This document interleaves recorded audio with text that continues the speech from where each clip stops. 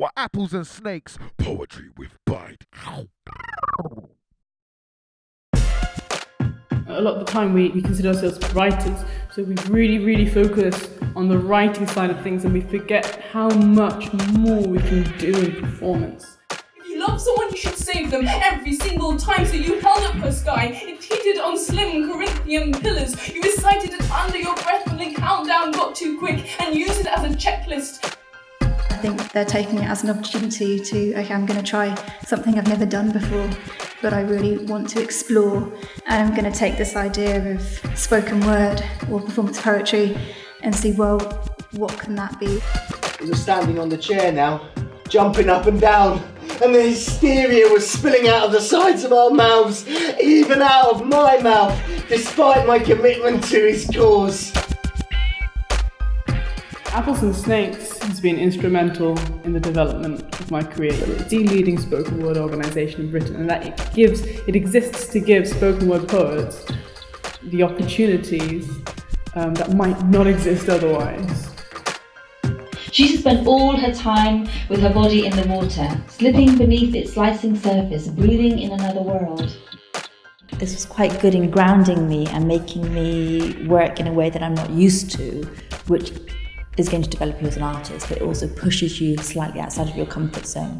I've had a lot of people ask, are you black or white?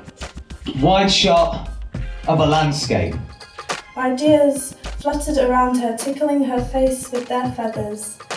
I thought it was amazing. There was such a diverse range of poets. I wasn't sure what to expect, but I was just blown away by the whole thing. I'd actually feel the shift, the turning in my brain, trying to grasp it. Poetry doesn't have to be just kind of a person and a microphone. It can be sort of theatrical, and that actually brings a whole new sort of depth to it. Because you held my hand and said you'd seen the future, and we lived. What I'm doing with this is coming from a slightly different background, or I'm almost trying to do it as a kind of poetry and live art thing. I think it's nice to be involved in stuff like this and to be pushing things as far towards the boundaries as you can get. The public address was really interesting. There's an amazingly diverse range of voices and talent. I think it's important to see more spoken word in the public domain.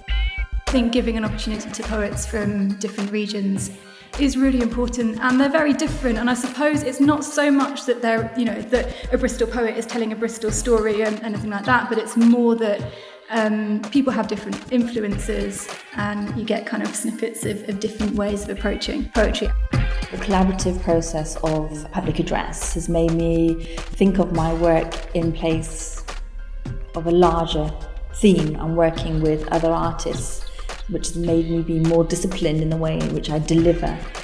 Apples and Snakes have been driving performance poetry forward, almost since its beginning in this country, so it's great to be part of that.